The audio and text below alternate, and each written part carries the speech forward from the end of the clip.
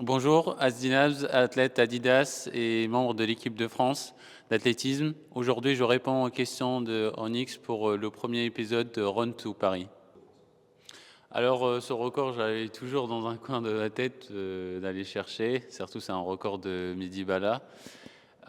Forcément, ça m'a fait plaisir de l'avoir, de laisser une trace sur les tablettes. Mais c'est juste une étape avant cet été où il faut chercher celui à l'extérieur et surtout un, un beau truc à Paris. Du coup, comment tu arrives à gérer ton stress avant des courses aussi importantes? C'est pas facile en vrai d'arriver, de savoir que on est là pour une tentative de record de France et de rester vraiment zen. Il y a forcément de la pression, mais il faut arriver à gérer cette pression dans le sens où il faut avoir la pression parce que c'est avec ça où on va aller chercher des records. Mais aussi, il faut pas tomber dans le piège de perdre ses moyens, de plus avancer, c'est juste ça. Du coup, Azim, il y a un moment, tu avais posté une séance où tu avais fait un 10 km en 30 minutes, 5 minutes de récup et un 10 km en 29 minutes. C'était quoi l'intérêt de faire une telle séance d'entraînement? L'intérêt, c'était plus de valider on va dire la période où je fais beaucoup de kilométrage. Et les coachs n'ont pas forcément été d'accord pour la faire, mais moi, pour me rassurer et pour valider cette étape, je dis non, mais j'ai envie de la faire. Je l'ai fait sur un parcours à Bologne, le parcours de marathon de Paris, donc c'est un parcours pas du tout facile. Mais l'objectif, c'était pas d'aller chercher 28, hein, c'est plus d'avoir cette sensation de courir avec la pré-fatigue, à 10 km en 30, donc ça fatigue un petit peu, et réussir à partir encore plus vite sur le deuxième. Et j'ai vu que ça fait, ça fait beaucoup de bruit, plus que mon record de France, je pense, à 15. Et du coup, pourquoi pas avoir fait un 10 km et avoir fait un 10 km en 27 ou 28 minutes en compétition? Juste un seul. Peut-être parce que il y avait pas de compétition et j'avais pas envie d'aller faire un 10 kilomètres je sais pas, le kilomètre dans un coin comme ça. Je préférais vraiment faire ça à l'entraînement que d'être là, attendu, tu vois, sur un 10 kilomètres. Ouais, ouais, la partie, tu me dis, la plus importante pour faire un 1500. Qu'on a vu ces derniers temps, il y a plein comment dire, plein de méthodes. J'ai écouté ce que, ce que tu as fait déjà sur YouTube. C'est une méthode. Et pour moi, toutes les méthodes sont bonnes pour arriver en finale à courir en 3,29. Et ce qu'on a vu à Oslo, moi j'ai couru contre les gars de On. Ils ont couru en 3,29. Ils ont une autre méthode, je pense la méthode de Jacob. Nous, moi, je travaille avec Philippe et Serge avec l'ancienne méthode, donc faire beaucoup de kilomètres en hiver et après faire un hiver un petit rappel de compétition et après faire l'été, faire des grosses sorties l'été, tu vois.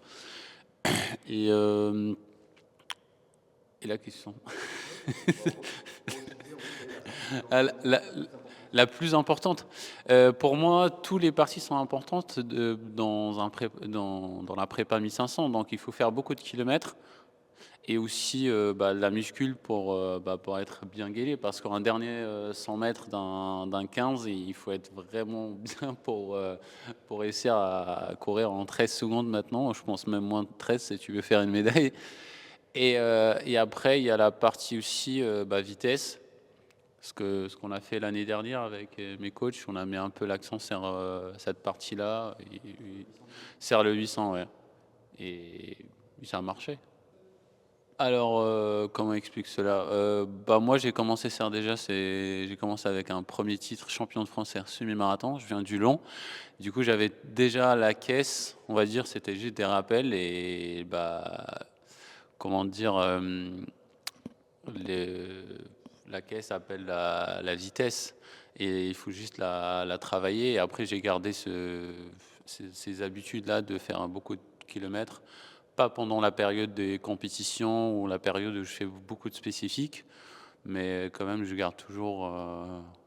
cette partie où je fais des kilomètres. Et comment explique cela? Le plus important finalement, c'est avoir un bon kilométrage, mais aussi de garder des séances de pièce à côté.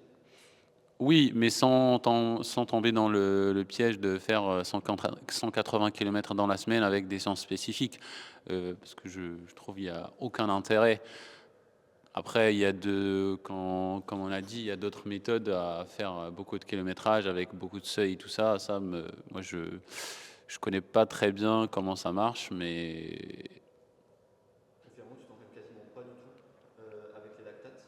Tu mesures quasiment jamais tes lactates sur des séances de seuil. si, un peu quand même, hein, mais j'en fais pas beaucoup. Avec les coachs, on essaye de travailler tous les secteurs.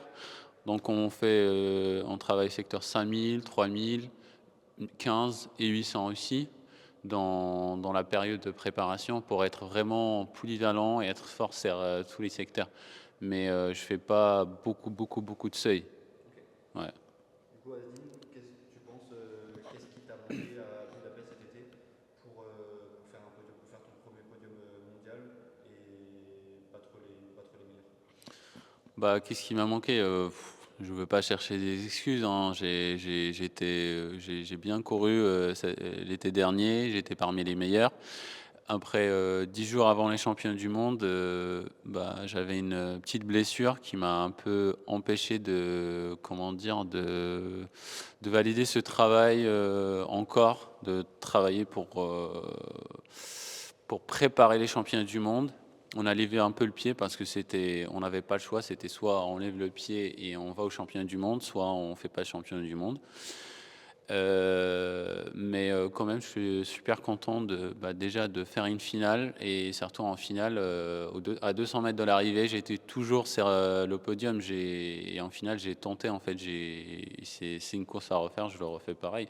Je voulais pas juste être finaliste, je voulais vraiment tenter une médaille parce que quand on voit soit Kier au Nordas, à Oslo, j'étais devant et sur la top list, sur la top list, j'étais devant en fait.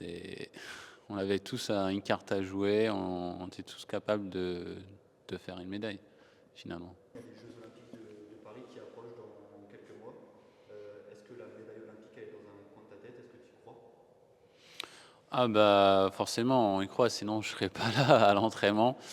Tous les jours, bah, je travaille pour ça et même pour après Paris, parce qu'on parle de Paris, mais il faut savoir que même après Paris, il y a d'autres compètes. Forcément, j'y crois. Je m'entraîne tous les jours pour ça et je vais tout faire pour être là. Déjà, il faut passer les séries, les demi, et une fois en finale, bah, je vais tout tenter pour aller chercher cette médaille à la maison. T'en rêves de la médaille? T'y penses quotidiennement ou pas forcément?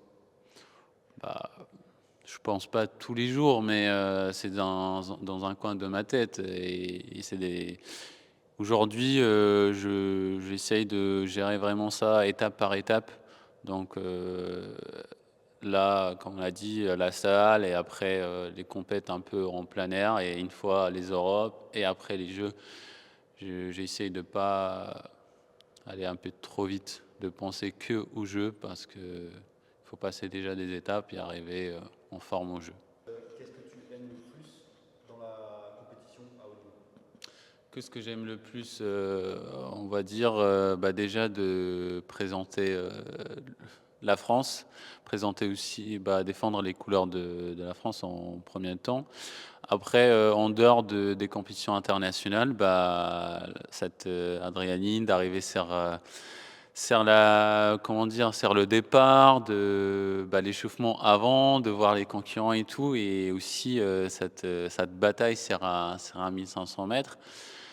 Et sinon, c'était quoi la deuxième question? Pourquoi je fais du haut niveau? T'aimes bien faire ça tous les jours? J'aime bien faire ça tous les jours. Bah, je pense que j'aime bien faire ça. J'aime bien faire ça parce que c'est là où je suis bon. Les études, j'ai arrêté après le bac parce que ça me saoule.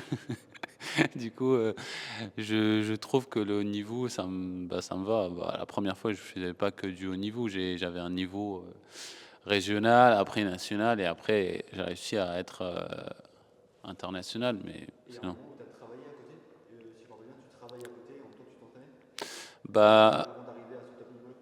bah, avant, je travaillais et je travaille toujours. Je suis agent dans une mairie, service sport.